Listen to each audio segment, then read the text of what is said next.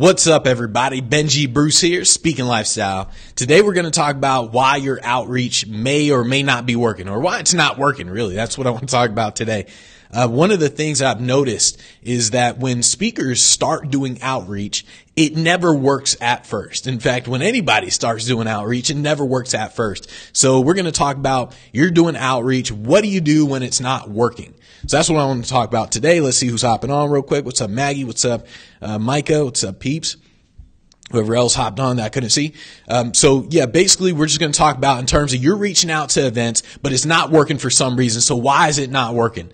You have to figure this out. No matter what you do, no matter how smart you are, no matter what you've done in the past, when you start reaching out to events, it will not work at first.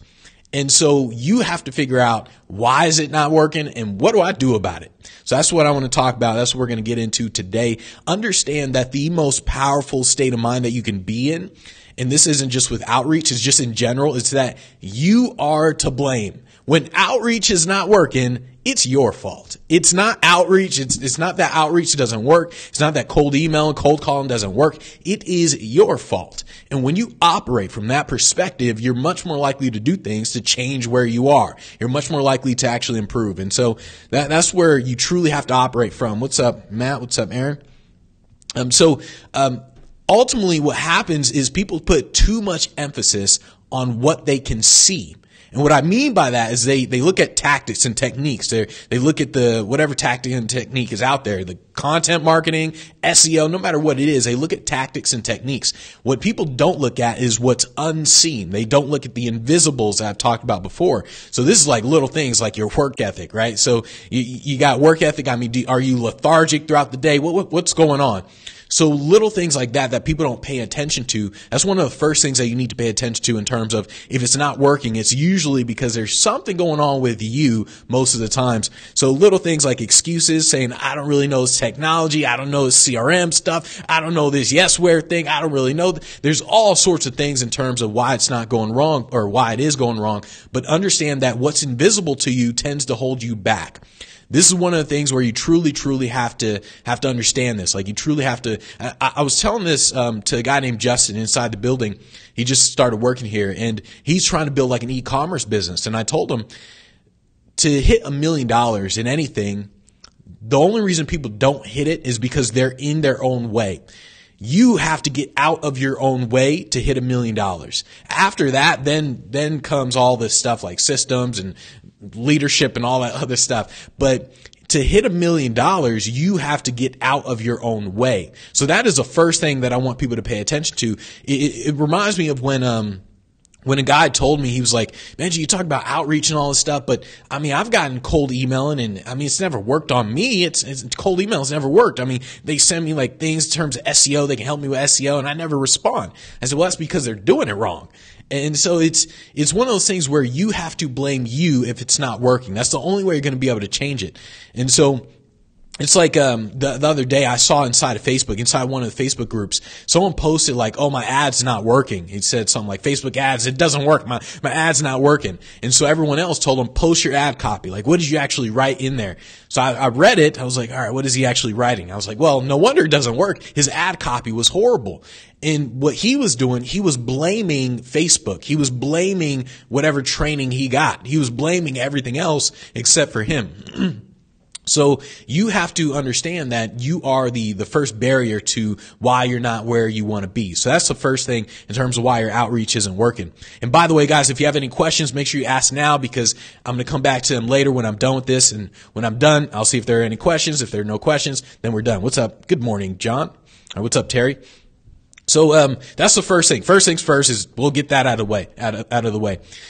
If something is not working, what you have to do is you have to get knowledge. You have to get information. The reason why it's not working for you is because you can't get it to work, and you can't get it to work because you don't know how to get it to work. So usually one of the first steps is to get information, is to get knowledge in terms of like what's going on, books, programs, whatever it is. You got to get knowledge in terms of what am I doing wrong? And it's like the guy who did the Facebook ad. He couldn't see that his ad copy was bad. He couldn't see it. But all the copywriters could see it. Every single copywriter would look at his ad copy and say, well, no wonder you're not getting anybody sign up. Your ad copy is horrible. But he didn't have the knowledge. He didn't have the information on copywriting, which is why it wasn't working out for him. The same goes with you reaching out to events or with anything. When it's not working, you have to look for information first. And so basically, what the hell did I write there? Oh, okay. Yeah, it's basically you can't see what to fix just because you don't have the knowledge. It's very similar to when magicians are looking at another magician. A magician looking at another magician can easily see what's going on. I mean, most of the times you can easily see what's going on unless you're watching like a freaking badass dude. Like, damn, like even magicians can't figure it out. But usually you can figure it out if you're a magician. On the other hand, everybody else has no idea what's going on. It's just because they don't have the knowledge. They don't have the information that other magicians have. Anyone can get this information. Anyone can learn it over time. But because you don't have the knowledge, when you see another illusionist, a magician, a mentalist, a hypnotist, when you see these people, you don't know what's going on because the information is not up there. The same goes with the outreach. When things aren't working, there's something that's not up here. And I don't mean you were dropped on your head as a baby. I don't mean anything like that. I mean you don't literally have the knowledge. You don't have the information to figure out how to make the thing work.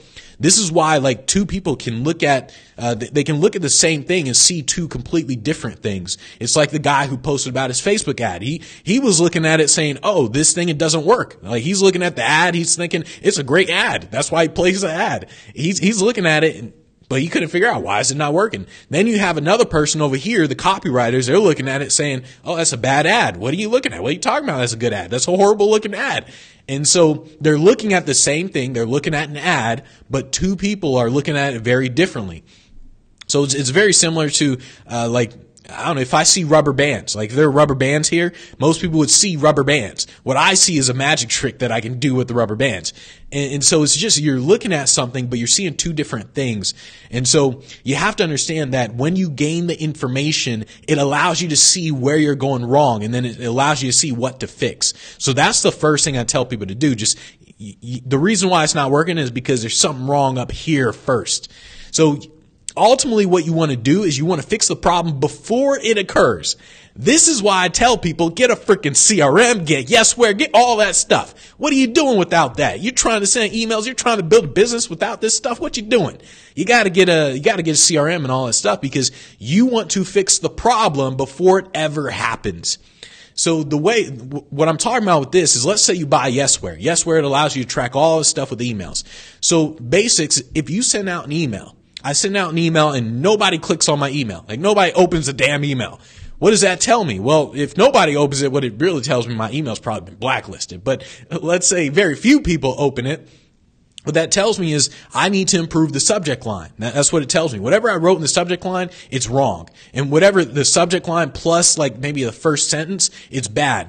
So that's basically what it tells me, because nowadays when you look at email on your phone, it not only has a subject line, it has like the first sentence or two or whatever, and they can see that little clip. So you're thinking along the lines of what do they see if they didn't open the email? Then whatever they saw there, I need to change what they just saw. That's what you're doing. So that's why you keep track of stuff like that. If let's say they open the email, but they didn't click on the link. So whatever you said in the email, now it needs to be improved. So your subject line was great because they opened it, but they opened it and they didn't click on the link to your website. What that tells you is whatever you wrote in that email, it wasn't persuasive enough for them to care to click on the link to your website. If, on the other hand, they opened it, they clicked on the link, but they didn't respond to you, they didn't say, we want to hire you, then what that tells you, you need to improve your website because they saw your website, they probably looked around a little bit, and then they just thought, okay, cool, got it. And then that was it. And so you need to improve your website. So what you're trying to do is you got to fix the problem before it ever occurs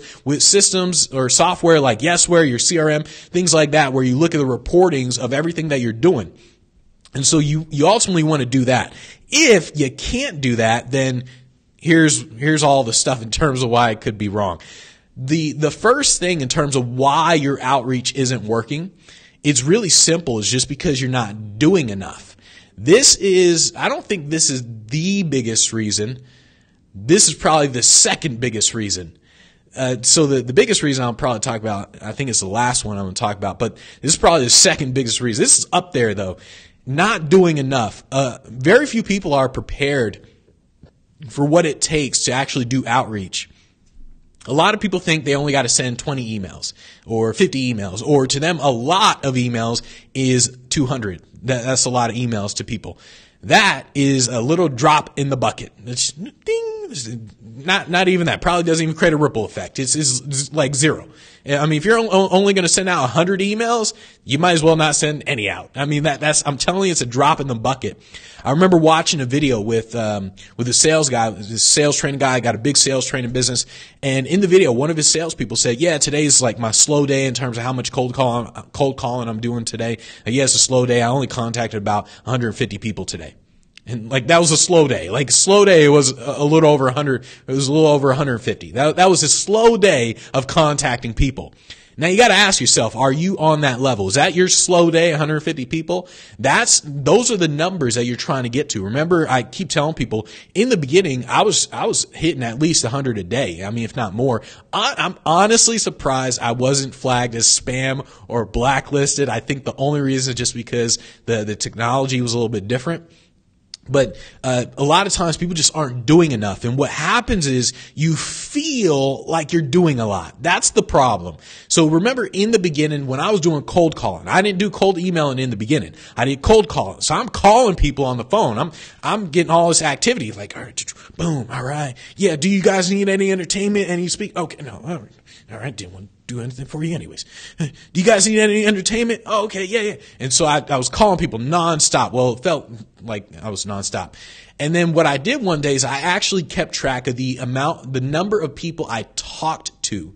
And no, so it wasn't just talked to, it was also talked to plus how many actually said yes in terms of, yeah, send us some information. But we'll just keep track of talk to. And so I felt like I talked to freaking, let's say in a 90-minute segment. So I block my time off 90 minutes and then break for 10 minutes, 90 minutes. So in a 90-minute segment, I felt like I talked to about 60 people, if not more. Like I felt like I talked to that many people. Then I looked down at the actual number. It was like 5. It was something so stupid. I was like, what? Were you keeping track of this right? I literally thought I didn't keep track of it right. That's how low the number actually was, because I felt like I was doing so much. And so that's what happens. You feel like you're doing so much. You're sending out these emails, calling, whatever. You feel like you're doing so much. Then you go into your CRM and you look at the actual numbers and you see, oh, so all day today, I only sent out 10 emails? And that's what happens. Like, that's what happens every single time. So one of the reasons why your outreach isn't working is just because you're not doing enough. You're simply not prepared for the level of activity that you need to engage in to get what you want. And what happens is people just get bored doing it. That's why they slow down. That's why they don't do enough of it. They just get bored. They're sitting there. I mean, think about it. You're sitting on your computer all day, every day. I mean, you can do it for a day. You might be able to do it for 2 days. Maybe for a week, but think about doing this for months on end. I mean, you're just sitting there every single day for a month, 2 months, every single day, literally. That's all you're doing every single day. That is really hard to do. That is really boring. And so people, they get bored, they slow down, then they just don't contact enough. So that is the first reason in terms of why your outreach isn't working. I guarantee you that is the number one reason in terms of 90% of the people watching this. Guarantee that's the number one reason for you. You're just not contacting enough people. And so that's a big reason. The other one, you say, oh my God, 200 emails a drop in the bucket. Yeah, it really is. So this is one of the reasons why I keep telling everybody in terms of using the software and all that I talk about inside the Speak Pro Academy, because when you use the software, 200 emails, it's easy. Like it's nothing. You're like, oh, all right, what else now? So that's why I talk about all like systematizing your business. All right. So the next thing in terms of you're not sending enough, the next thing is it feels like spam. So when you send out an email, this is what happens damn near every single time with all these speakers, not just speakers, but pretty much everybody. All you have to do to see what I'm talking about is go to your LinkedIn profile, check the messages, and you will see exactly what I'm talking about. Every single one of those messages feels like spam. Like someone just freaking copied and pasted a damn email and they expect you to freaking reply to them. Hello, sir or madam. we can actually help you grow your business through SEO. We can make you rank #1 on Google. Thank you, sir or madam. I mean, when someone does that, that's ridiculous. That type of stuff is ridiculous, but a lot of times speakers don't know they're doing it because they customize it a little bit more. Instead of saying, hello, sir, they're just like, hello, hello, Pamela. Like I'm a speaker, and they go on, and it's still a copy and paste message. All they really did was just add a name to begin with. It's just copy and paste. If you are copying and pasting your messages and you're not changing them, you're doing it wrong, and it feels like spam. That's why people aren't replying to you. So you need to really check your email templates. It's one of the reasons why my email templates, when they're templates, they don't really feel like templates. Like, the longer your templates are, the more it's going to feel like a template. So if you have a long template, you got to customize a lot of it. Whereas, let's say email #1 inside Speak Pro Academy is literally one sentence. And so the customization comes from adding in their name and adding in the name of their event or the company name. And so that's where the customization comes into play. But because it's just one sentence, you don't really know that it's a copy and paste template. If it's, on the other hand, a full paragraph, it's really easy to tell. Everyone notices. I mean, just go to your LinkedIn and you can see what I'm talking about. You don't even have to read it. It's almost like you just glance at it and you're like, oh, this dummy just copy and pasted crap. That's literally what happens. So if your emails sound like it's spam, if it sounds like you copied and pasted it, then you're doing it wrong. And the way I tell everybody this is, imagine if I take that email that you sent out and I copied that email and I pasted the email and sent that same email out to another event. Would it or would it not make sense to them? If it doesn't make sense to them, you did it right. If they can read that email and they're like, oh, okay, cool, and it makes sense to them, then you did it wrong. I should not be able to copy and paste a conversation from one person, send it to another person, and it makes sense. I should not be able to do that. If I'm talking to you, it should be very, very clear that I'm talking to you. I'm talking about your purple shirt that you wear all the time. I'm talking about the glasses that you have. I'm talking about all that. I can't say that to Pamela. Pamela, you don't have the glasses, I'm assuming. You don't have purple shirt on right now. I can't do that. So if you're copying and pasting, that's one of the reasons why you're not actually getting a really good response. The other reason in terms of why your outreach isn't working is because you're not focusing on me. You got to focus on me, the person who's hiring you. You do not focus on selling like your speech and all this. Well, the way you sell your speech is by focusing on me. So you're not sitting there telling me about your story and all this stuff. I don't care. I'm trying to hire a great speaker for the event, and you're sitting there telling me about your story, about how you were broke and all this. I don't care. Show me some video footage. Show me some reactions of you actually presenting and what people thought of your presentation. That's what I want to see. Tell me, if I'm doing a conference and you tell me, Benji, I'm going to, just by putting my name there, I'm going to send out one email to my list, and I guarantee you I'll get at least 200 people to attend your conference. By saying things like that to me, the person hiring you, I'm like, oh, damn, we got to bring this guy in. So you got to focus strictly on them. If there's one thing you do to improve your outreach, it is this one thing. You just focus on them 100% of the time. It's easier said than done because everybody thinks they're doing it. Even when they're not, everybody thinks they're doing it. Everyone's thinking, oh yeah, I'm focusing on them. And in reality, nobody ever is. It's very similar to what companies do when companies say like, yeah, customers are #1. We focus on the customers. None of them actually do that. The only one that can even say that is Amazon. They're the only ones who can actually say that. Everybody else can't really say that. And so you have to focus truly on the person hiring you.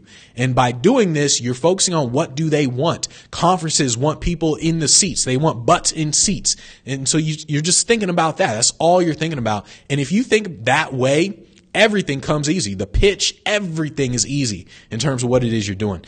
The other reason in terms of why your outreach isn't working is because you don't sound in demand. And I've gone over this several times, but if you don't sound like you're worth paying for, if you don't sound like you're getting booked pretty often, then people aren't going to want to hire you. And so this is why I had inside of my head, I was like, WWTRD, what would Tony Robbins do? And like every time I was talking with an event, Of course, I had to tone it down a little bit because Tony, he can still do things that people can't. But in my head, I was like, how would Tony Robbins respond to this email? Like, what would he really say? And so that's what was going on inside of my head. And so you have to learn how to sound in demand. And this is one of the things we go over inside the group in terms of all you Speak Pro members. Make sure you're posting inside the group so we can figure out how to make you guys sound more in demand. You truly have to make it sound like you're getting booked like 24/7. You just have to make it sound like that. This is really hard to do because once again, people, they fake it, and it comes across as like people just see through it. Like when someone writes in an email, someone's like, yeah, I mean, I got to check my schedule. So they write an email. I got to check my schedule, but yeah, I mean that he might be able to do the event. That is just dumb as hell to write in an email because they're thinking like, why did he say that? Why didn't he just check his schedule and then write the email after he checked his schedule? And so that's what happens when people are faking it like that. It just comes across, people just see through the BS like really easily. But you have to learn how to sound in demand. Then the other reason in terms of why your outreach isn't working is because there's no message to market match. This is one of the things where, once again, if you simply think about the people hiring you, everything else is easy. But when you have a message to market unmatch, when it doesn't work out like that, no matter what you do, no matter how many times you follow up, no matter how many email templates you have, it just doesn't work. You're just selling something that they don't want. And so that's what happens a lot. It's like, let's say you're a sales speaker and you're trying to get hired at high schools. You're going to have a hard time getting hired. You can follow up all you want. You can sound in demand in your emails. I mean, you can do whatever you want. You're not going to really get high schools to book you because that's not what they want. They're not looking for that. On the other hand, if you take the same strategy, the same stuff, move it over to the corporate market, they're like, oh, hell yeah, we want a sales speaker. And so you just have to have that message to market match. And once again, it just comes down to you understanding the mindset of the people who are actually hiring you. The other reason in terms of why your outreach isn't working, and this is a big one, it's you're not following up. Either you're not following up at all or you're not following up enough. You follow up just once. And that's it. You're like, all right, I'm the greatest speaker in the world. Would you like to hire me? They don't respond. You're like, so I sent you an email before. I was wondering, like, are you interested or not? Oh. And then that's what happens. And so what you have to do is you have to have your email template set up once again. So all you Speak Pro members, you have access to the templates, but you copy and paste those templates, put it into your system. All you're doing is when they don't respond, bam, follow up. They don't respond again, bam, follow up. Don't respond again, bam, follow up. You got to follow up just pretty often, especially in the beginning of your speaking career. You want to be more aggressive in the beginning. You're just aggressive because you have to develop the attitude of, like, you have to truly believe in what you're selling. And so when you truly believe in what you're selling, you're naturally more aggressive. And then that aggression is just naturally going to get you booked more often, to be honest. And so you do want to be more aggressive in the beginning, especially. And of course, people are going to be pissed off. Some people are going to be like, dude, you keep following up too much. What the hell? Now we're definitely not hiring you. But I'm telling you, it's going to happen more often than not. You will get booked. And when you get booked, you're going to sit there and say like, damn, I followed up with these mofos 20 times. And oh my goodness, and I finally got hired. Oh shoot. Once that happens to you one time, you're going to naturally follow up a gangload of times. This is what's going to happen to you. So that's a huge reason in terms of why people's outreach doesn't work. The other reason, and this is one of those invisibles that people don't notice. People aren't prepared for the lag time. That's what I call it, lag time. You have to understand that your outreach is like planting a seed. So you're planting a seed and you got to water that seed with follow up, and you're watering the seed and it's going to grow over time. What happens for some reason, people think they can plant a seed and they're just like, all right, let me not water it. No, nothing. Where's my damn tree? Damn it. Oh, this stupid thing doesn't work. And that's what happens. That's literally what people do. They're like, I'm going to send out 10 emails. Okay. I didn't get a response today. Nobody hired me. Man, cold email doesn't work. That's literally what people do. And you have to understand the lag time, the time between when you first contact people and when you get hired. That lag time is usually 6 months. At least 6 months. Sometimes you may get lucky and you just so happen to contact them right when they're planning an event, but that's rare. So you just got to understand lag time in terms of usually when you contact an event, it's very rare you contact them at the right time. You either contact them too late. So it's like, hey, yeah, we already have our speakers. Sorry about that. We're good to go. We got our speakers. Or it's more, you just came like after their event. So it's like, oh, I'm sorry. We just did our event last week. We're not planning it yet. So when we plan, I'll let you know. And that's usually what happens. Very rarely do you contact them right at the moment where they're like, oh, wow, just so happens we are actually planning our event right now. We're actually looking for speakers right now. That is so rare. It's ridiculous.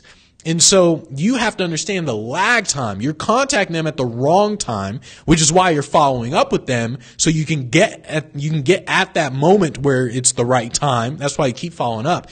And so you're sitting there, you got to understand the lag time. When you first contact them, you contact them at the wrong moment, so it's going to take several months before they're actually even ready to start doing stuff. And if you haven't followed up with them in those several months, they forgot about your ass. They just forgot. It doesn't matter how good your website, nothing. They just forgot about you because you didn't follow up. And so that's why I keep telling people you got to follow up. You got to be more aggressive in the beginning, especially. But you're sitting there, you're following up. You don't understand the lag time. When you understand the lag time, this is one of the things where I tell people you got to be patient with the results and impatient with your level of activity. So that's why I say 100 emails a day at least. You're contacting a ton of people, but you're very patient with the results, almost like you ignore the results in terms of you're contacting 100 people a day or however many you want to contact a day, but you're contacting a ton of people a day and you're not sitting there focusing on all the bad stuff. Like, damn it, nobody really responded. Like, you're not focusing on that. You're aware of it, but you're not focusing on it. And so just understand the lag time.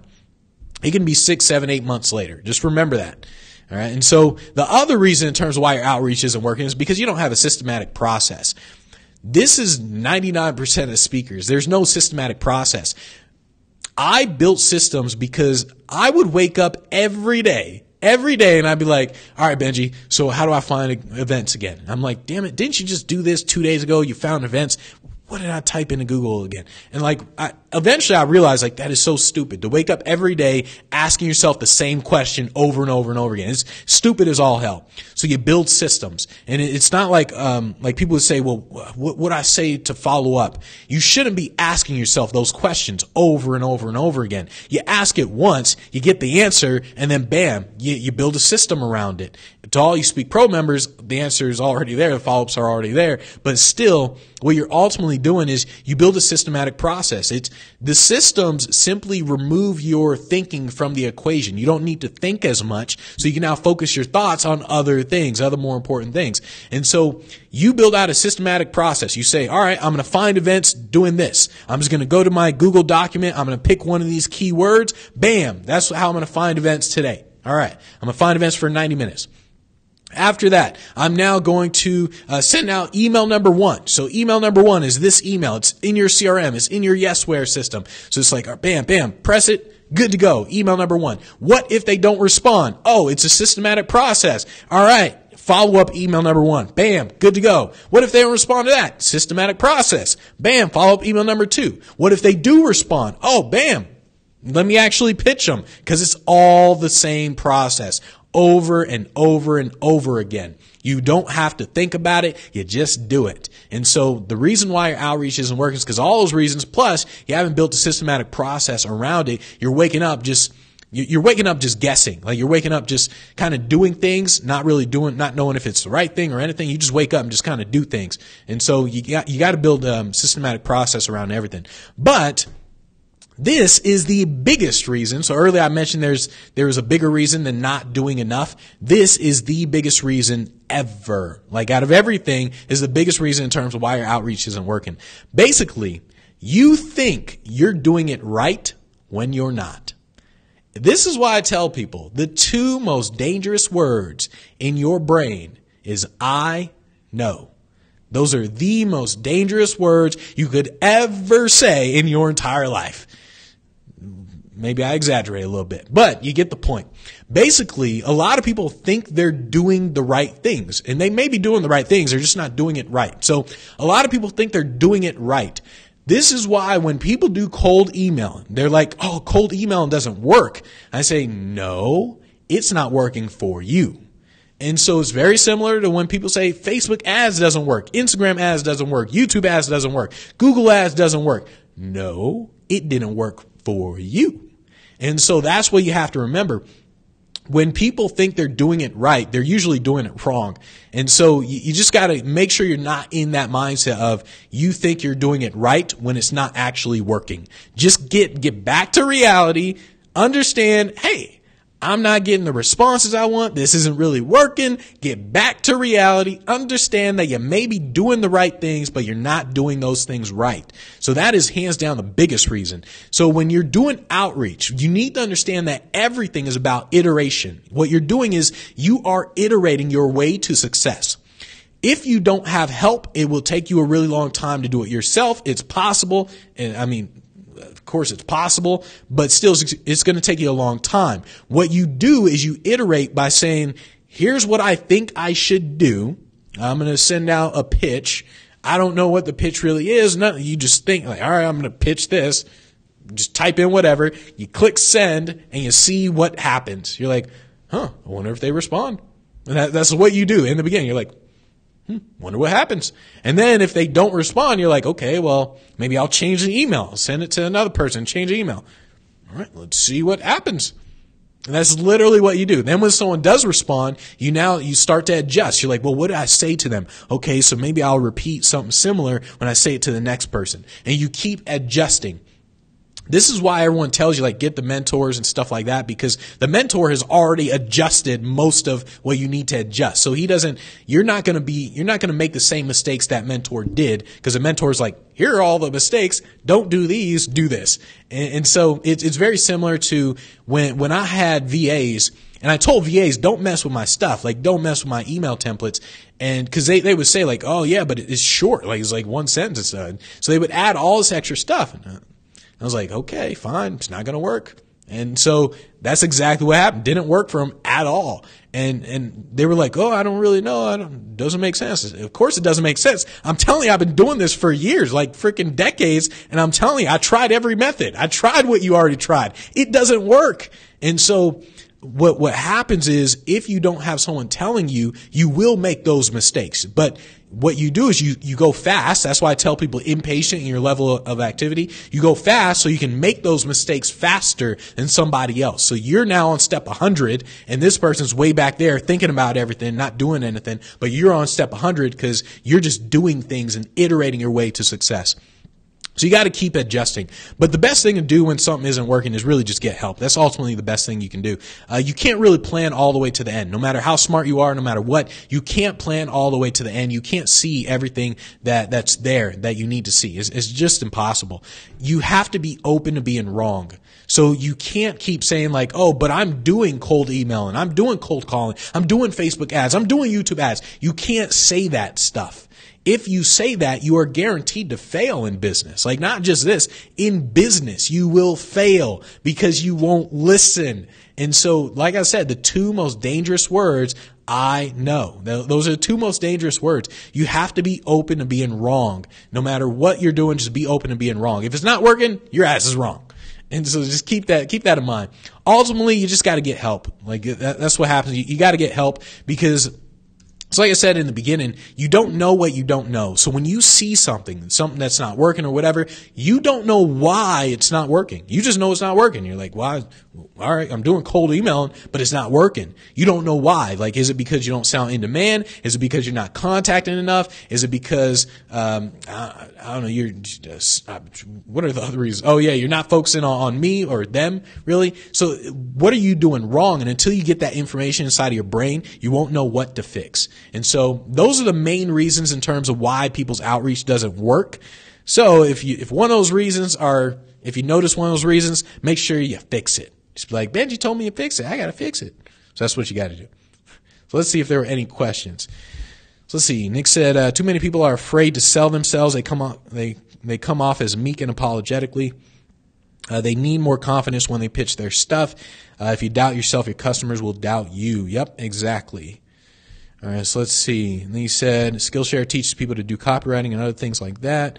All right, yeah, copywriting is hands down one of the most important skills you can learn. Like copywriting is, man, I wish I would have learned more about copywriting a long time ago. So he said, what's a good open rate? A good open rate, that's up to you. So this is one of the things where you don't want to think. You never want to focus on another person's business, because whatever another person gets in their business, you don't know why they're getting it, what's really happening behind the scenes. You don't know anything. So that question, like what's a good open rate? I noticed people ask this in terms of even building like an email list, all that sort of stuff, sending out content. Like what's a good open rate? One person will have an open rate of 90%. Another person will have an open rate of 2%. It doesn't really matter. See, the person with 90%, maybe he has 10 people on his list. The person with a 2% open rate has 200,000 people on his list. And so this person with a 2% open rate, he makes way more sales than this person with a 90% open rate. It doesn't matter in terms of like what another person's business does. Is one of the reasons why when people ask me, or like back in the day, they were like, how many gigs are you doing? I'm like, doesn't matter. Like honestly, what I wanted to say to them, it doesn't matter. I make more money than you. That's what I literally wanted to say, because I knew the reason why they were saying that, or the reason why they were asking that is because they just wanted to know, like in terms of, all right, if he's doing this amount of gigs for this amount of money, how much is he really making? So I almost said that to people too, because I wanted to tell them like it's a dumb question. Like, it doesn't matter what I do. The only thing that matters is what you do. And so you got to think that way with open rates and all that. If you're sending out emails, you simply think, how can I improve my open rate? If I get a 10% open rate, I think, how can I get 15%? If I get a 50% open rate, I think, how can I get 60%? So whatever your open rate is, you just think about how do you improve your open rate. When you focus on other people and other people's businesses, you will always,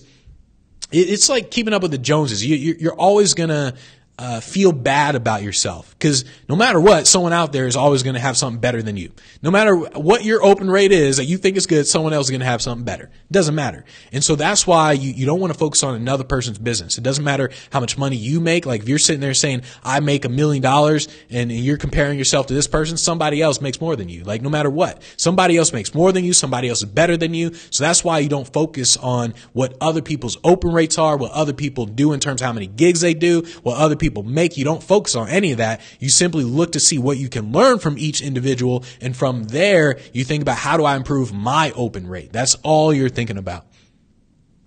So let's see, yeah, 200 emails drop in the bucket. Yep. So you said what you actually do versus what you've got done. Yep. Yeah, cool. Let's see. Nick said, I figured out my product for speaking, the nonprofit I'm creating to help nonviolent felons and drug addicts rehabilitate and re-enter society. It's a solid market and might not make me a billionaire. It'll be worth more, same lives. Yep. Yeah, sounds like a good product. So let's see. Introduce video footage, working on it. All right. So any other final questions?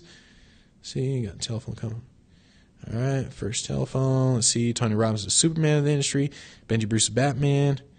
I'd rather be Superman, to be honest. I know Batman is actually, man, I need to do a whole live on this in terms of storytelling. Batman is actually one of the most popular superheroes, way more popular than Superman. And the reason is because Batman has flaws, whereas Superman, he's too damn perfect. And so that's why a lot of people like Batman over Superman.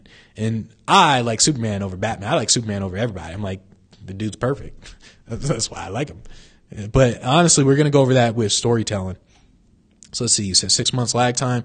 Well, yeah, so a lot of times, by the way, I will over exaggerate. Like maybe it may not be 6 months lag time. Maybe it could be a month, 2 months or whatever. But I want people to understand the mindset that you need to be in order for outreach to work. Because if you're not prepared for things like the lag time, things for the boredom, if you're not prepared for that, you are guaranteed to fail. Whereas like Dave Davlin, right? So when Dave first joined, he sent me an email. He's like, Benji, can you give me like an average in terms of how many people I need to contact a day for this thing to actually work? Whenever someone tells me that, whenever someone asks me that, I say, you got to contact 100 people a day for you to even come close to getting any results. the reason is because there is no actual number. Like there is no actual number. I mean, I think Betsy contacted maybe like 30 people and got a gig. Bam, 30 people. That was it. And got a gig or something. There is no actual number. But I want to prepare people mentally for the amount of work you got to do to actually get hired, because more often than not, you got to do more than you think. So I told Dave, I was like, hey, you got to do at least 100 a day. And it prepared him mentally. He was like, okay, am I up for doing 100 a day? The answer was yes. So he joined the program. He realized he didn't need to do that many. Like he needs to send 100 a day, but still he sent a lot because he was prepared for it. On the other hand, if I don't prepare you for it, if I just say, yeah, you got to contact 30. Betsy contact 30 and got a gig. Well, in your mind, you're like, okay, well, when I hit 30 and I don't get a gig, like something's wrong with Benji's program. That's what happens. And that's why I keep telling people like, no, you don't realize how long it's going to be, how hard it's going to take. You don't realize that sort of stuff. What you got to do is like, you got to do so much to the point where it's literally like Dave. So Dave inside the group, he sends out so many emails that he got an email. He got an email from his hosting company, his server, where they said, you have to pay us more money because your email is taking up so much space on our servers that you got to pay us more. Like you need more space because you're sending out so much stuff that you need more space. That's what you need. That's what has to That's what has to have. It's like a tongue twister. That's what has to happen. I'll just keep it simple. That's what has to happen in order for you to actually think in terms of the amount of people you need to contact. It needs to be like Dave, to where Dave had problems in terms of follow-ups. He was like, I'm getting too many follow-up tasks and things like that. He had problems in terms of the server. Hey, he's contacting so many people, sending out so many emails that his hosting company is saying, you got to pay us more. Like, dude, you're taking up so much freaking space. So those are good problems. Those are the problems that kind of show you're contacting a lot of people. So that's kind of where you really need to be at. That's why I over-exaggerate sometimes with things like send 100 emails a day, or I actually don't think that's an over-exaggeration, by the way. 100 emails, that probably is average, to be honest. But in terms of like lag time, it may not take 6 months. But what I'm telling people is that you got to be prepared for that. If you're not, you think that you're running a mile or 2 miles, and in reality, you're running a marathon. But when you're not prepared for a marathon, you're going to get destroyed. So, all right, Takima. All right. Let's see, we got that. All right, thanks, GS. Let's see, any other questions? All right, let's see, got that. All right, from Canada, love the info, cool, perfect. All right, you really are live, yep. Yeah, I'm never not live. What's up, Dave? Just talking about you. All right, let's see. Brandon said, how do you manage your current full-time job and explain to others how you're devoting your time to your new business and stay empowered for your new venture? So if you got a job, so it's funny. I was actually talking about this with the guy downstairs. He works here in the high rise, but the only reason he's working here in the high rise is so he can do an e-commerce business. He wants to like learn more about that. And so that's actually his whole thing. So the question is, how do you manage your current full-time job and stay empowered for your new venture, and explain to others how you're devoting your time? Okay, so first things first, understand this. You are under no obligation to explain yourself to anybody. Family, friends, anybody. It's your life. You're under no obligation to explain yourself to anybody. So there's two things. One, you have to stop being embarrassed. And two, you have to understand that you do not need to explain yourself to anybody for no reason whatsoever. You don't need to explain yourself.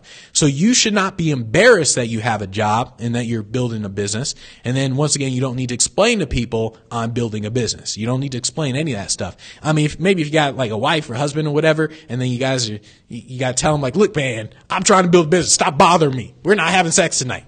And so you stuff like that, right?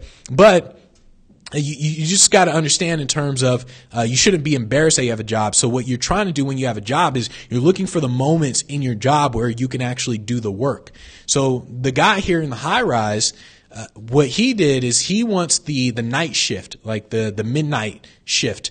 So that way there isn't a lot of people coming through, and with the high rise, everybody's sleeping. So there's not a lot of people coming through. So what can he do? He can, study some stuff, e-commerce. He can actually work on stuff with e-commerce. So he can do all that. If you got a job, maybe you wake up an hour earlier. Maybe your lunch. This is what I did with my mom. When my mom was planning out her days, because I was talking about scheduling days, she planned out her days and she's like, yeah, so lunch is going to be from 12 to 2. I'm like, whoa, why do you need a 2-hour lunch? That lunch should be no more than 30 minutes. And so, it is true. Like, you got to look for moments where you're wasting time like that. If you have an hour break for your lunchtime, you don't need a full hour to eat your lunch. I mean, you eat it real quick and then bam, with the rest of the time you start working on stuff. So that's how you really want to think in terms of, if you have a job, you're looking in terms of before, waking up a little bit before, then during the job, during lunch, that's when you actually work. And then after the job, you stay up a little bit late. It's going to take you a lot longer. And I really recommend, when people have a job, I really recommend they join the program, because once again, if you're doing this by yourself, it's going to take you years, a long freaking time. That's if you're doing this by yourself 24/7 and you don't even have a job. When you have a job, you have to not only make sure you're doing the right things, you got to make sure you're doing those things damn near perfectly, because you don't have the time in the day to do it. Like, you don't have time in the day to practice. It's like when I saw an interview with Kobe Bryant. Kobe, he was talking about, he was like, look, there's no way you're going to be better than me in basketball, because you have a job, you have kids, you got all these other things that you have to do. I don't. This is all I do. All I do is practice basketball all day, every day. And because of that, you can't be better than me even if you wanted to.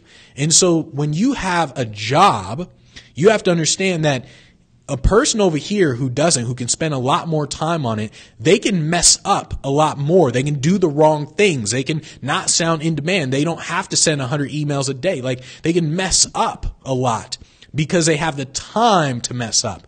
If you have a job, you don't have time to mess around. Everything you do has to be productive. Everything you do has to get you a step closer to that end goal. You can't be jumping up and down, running on a hamster wheel. You have to be moving forward. And that's why I tell people with a job, I'm like, you desperately need it. If you can't afford it, you simply watch this stuff. But you truly have to make sure you're doing the right things when you have a job. And ultimately, what you're really doing when you have a job, get really analytical. Like, don't think in terms of motivation, law of attraction. Get insanely analytical, insanely practical. Simply say, what time do I normally wake up at? I'm going to wake up an hour early. And you just get really analytical in terms of where can you find the extra time, make the extra time. Get really, really analytical. You say, all right, I come home. Normally I sit down and watch Netflix. I want to take a break. I'm not going to do that anymore. I'm going to sit down. I'm going to work for an hour or however long, right? That's what you want to do. Cool. Love the views. Sunny in Vegas. Yep. Always sunny in Vegas. Well, most of the times. All right. Let's see. We got that. All right. Dave said heading to the gym. All right. So let's see. Dave said now responding to emails, sending new leads, follow through CRM up to 200 emails, 200 to 300 emails a day. See, that's what I'm talking about. See, people don't get it. Like, they don't get it. Do you guys understand why Dave was able to do what he did in a year? Like, literally from joining the program? Look at what he just posted. 200 to 300 emails a day. I mean, people don't even do that in a week, and they wonder why it's not working. If it's not working, it's because you're not doing what Dave is doing. That's why I think those are probably the numbers that I was doing when I was actually just doing the cold emailing all day, every day. That's why I was surprised I didn't get flagged as spam, because I was sending out so many emails. I didn't have a system or nothing. I just sent out emails. And so, if you're not doing like Dave, notice he said 200-300 emails a day. That's why he was able to get to where he did. Let's see. What industry are you in? All right, let's see. I'm not sure if you... Yeah, I'm not really sure what Dave said. The same thing. Industry ? Yeah, once again, that happened to me too. All right, so let's see. Dave said experiment with bomb videos to follow up with leads who are now in the pipeline. Bomb. I've heard a lot of things. A lot of people in the insurance industry use that. Real estate industry use that as well. I've heard things about bomb. I've never really taken a look at it. So let's see. So I mean, Wani, if you can explain what you mean when you say what industry are you in. So once again, this is one of the things where you don't want to focus too much on another person, because think about the answers to that question. So whenever you ask a question, think about what could be the answer to it. The answer to that question of what industry are you in, it can be every single industry. Anyone can name damn near any industry. Someone can say, oh, I'm in the college industry. I'm in high school. I'm in the corporate. I'm in the sales industry. I'm in the real estate. It can be anything. And none of those things may relate to you. So you have to focus on you.